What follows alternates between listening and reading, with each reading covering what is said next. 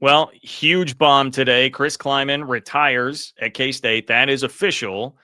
Reports are out there that Colin Klein is the next guy. Currently Texas A&M's offensive coordinator, former K-State quarterback, Heisman finalist, and Big 12 championship winning offensive coordinator for the Wildcats as well. Is that actually happening despite what K-State athletic director Gene Taylor said today?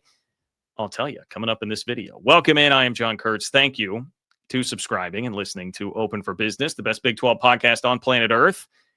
If you do like the video and subscribe, that would be wonderful. Helps me out quite a bit. I hope you guys don't mind. I'm being a little partial today with the wardrobe. Had to rock that into the office. Look, I got a heads up about everything that was happening late Monday. Excuse me. Let me think about this. Today's Wednesday, right? No, Tuesday. Late in the day, Tuesday. Late afternoon, Tuesday. Got tipped off that all of this was happening, which did catch me off guard. This is not a total surprise. I think people outside of K-State world might be completely shocked that Chris Klieman at his age is retiring right now. But I think within K-State circles, people at least had some idea. This had been a pretty poorly kept secret for a while that he was probably not a guy that would coach forever. At the press conference, it became pretty clear today from Gene Taylor that a lot of this is about for Chris Klieman being disenchanted with everything that goes along with being a head coach these days with the current state of college athletics. So much more that you have to deal with, this unfettered kind of wild, wild west NIL environment that we're in. It sure seemed like that was a lot of it. Klieman also mentioned choosing his family for the first time over just himself. I think there are probably a number of things that added up to all of that. So 2 parts here. I'll get to the Colin Klein piece of this. I will just tell you right now, I'm very confident that Colin Klein is going to be the next head coach at K-State. I know that Gene Taylor got questions about that. The Manhattan Mercury had officially reported that earlier today. Gene Taylor got questions about it and said that he had not contacted anybody, including Colin Klein. I will just reiterate, I'm very confident Colin Klein is going to be the next head coach at K-State.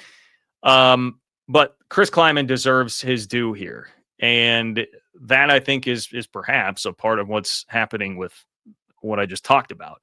Like, Chris Klieman was a massive success at K-State. That's the thing. Like, I've been very critical of K-State's program, of where it's going, of being worried that this is perhaps a bit of a Mike Gundy situation, that the program would dip over the next couple of years and then you'd be pretty far behind in an era and a time when you can't let that happen.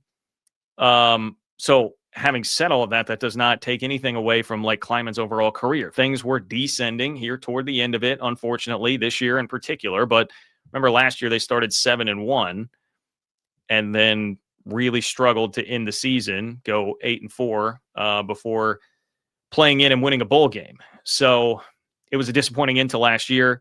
They have not beaten a lot of teams with winning records of the last year and a half, but whatever. I'm not here to relitigate all of that. Okay. Chris Klieman showed that you could win at K-State if your name wasn't Bill Snyder. Full stop. And that is an unbelievably important thing. That you cannot overstate the importance of that. That Chris Klieman was able to show that you can win at a conference championship level without being Bill Snyder here at K-State. K-State tried that once upon a time post-Snyder with a guy named Ron Prince. It did not work out very well.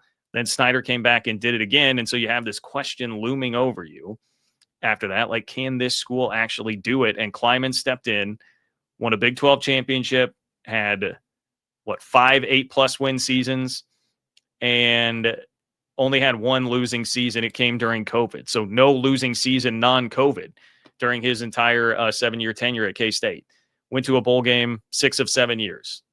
Very, very good stuff. As rock solid of a coach as you'll find, as great of a human being as you'll find. I know sometimes people say that type of thing, and it sounds like you're kind of just saying it to placate someone or just be nice. No, Chris Klieman is a genuine human being. That guy is a better human than I am.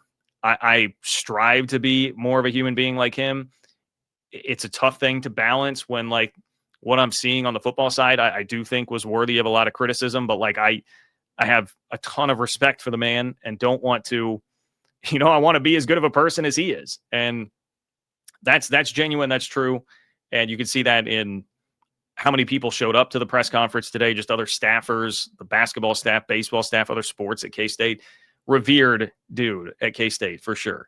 And I think he should be like, that should be a guy that goes up in the Ring of Honor at the stadium, like 100%. I mean, the history that this place has had, lack thereof before Bill Snyder, like Chris Klieman absolutely deserves like a hero's send-off for what he did to shepherd this program from Bill Snyder into where it is at now. Now it's ready for the next thing, and that becomes a really interesting and intriguing one with Colin Klein stepping up to the plate next. But Klieman, man, I love and respect him so much. I know there's a lot of I've heard some questions. I think there was one at the press conference earlier today about like, okay, how much of his buyout money is he going to get? I'm sure they'll get to negotiating all that stuff. They made it sound like today that hasn't been discussed. You know, who knows how much of that has actually been discussed at this point, but he'll get a nice chunk and he should. I love that. I mean, he said today, like, hey guys, it's not a funeral for me.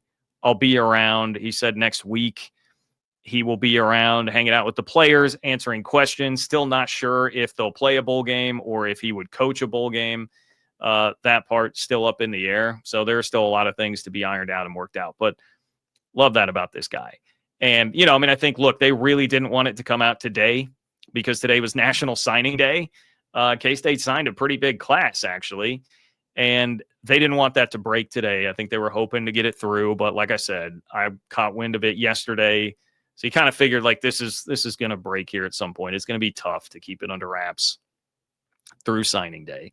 But he was still around here helping usher everybody through that. You know, he was still around the facility today helping usher everybody through that. So I appreciate Klieman so much for that. And I am someone like I will even admit it took me a second to get on board with the Klieman hire when it happened. My initial reaction was I thought, you know, I mean, Gene Taylor said today, people thought I was crazy for just hiring my drinking buddy from Fargo. And that was kind of what I thought at first. Like, man, I'm a little skeptical of this just because this is like the guy that you knew, right? You're bringing your guy. It's an FCS guy. Can he win? He won.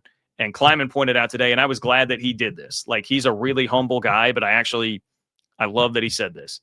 He followed up Craig Bull at North Dakota State, who won 3 straight national championships before he took over. Klieman then won 4. And Klieman then took over for Bill Snyder, who he called the greatest coach in college football history, and winds up winning a Big 12 championship, only the 3rd in school history, has 5 8+ win seasons, goes to bowls 6 of 7 years. And then Klieman added, I think I did a pretty damn good job following those guys up. And he deserved that moment. You deserve that mic drop moment, my friend, for everything that happened at K-State. So, look, I do think it felt to me like there were legitimate reasons for concern about the program really falling off over the next couple of years. Some of it is just about, I've said it before, whole athletic department maybe not quite ready to embrace what it's going to take to be really competitive when you have BYU now stepping up to commit to like $25 to $30 million a year for a football roster. We know what Texas Tech is doing. K-State needed to freshen it up. And, wouldn't you know, if there's an alum who's an offensive coordinator in the SEC at a team that just made the playoff, he might have a pretty good idea about what it takes to do it at the biggest level in college sports these days, and insert Colin Klein to that. I will maybe save more of my thoughts on the Colin Klein hire for a specific video when it gets officially announced. I said when it gets officially announced, okay?